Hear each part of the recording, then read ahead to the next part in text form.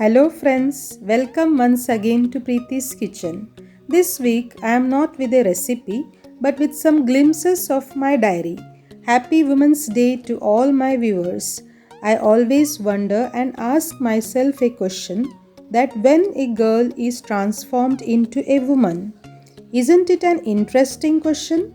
The answer to this also varies from person to person. If you ask me, I feel that girl becomes a woman on her wedding day because on that day she leaves everything behind and enters into a new life with new responsibilities and duties, and she is no more a girl.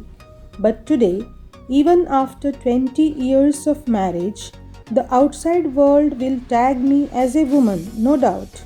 But I want to ask you, where is the girl inside you? Is she no more? I don't think so.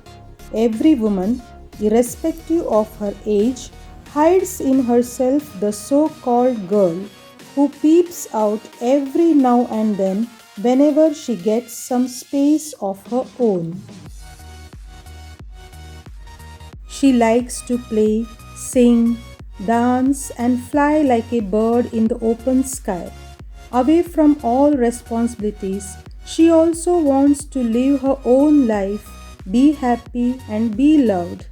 When we celebrate Women's Day, don't forget the girl inside you. Do justice with her. Don't dump her under the burden of responsibilities. Let her laugh, let her fly, let her live. On this Women's Day, I just wanted to share a very funny fact. Even after 50 years of marriage, a woman will take out a sari from her wardrobe and tell very proudly and lovingly that this is my wedding sari. Have you ever heard about a man after 50 years of marriage taking out a shirt and telling that this is my shirt which I wore on my wedding day? The answer is definitely a very big no.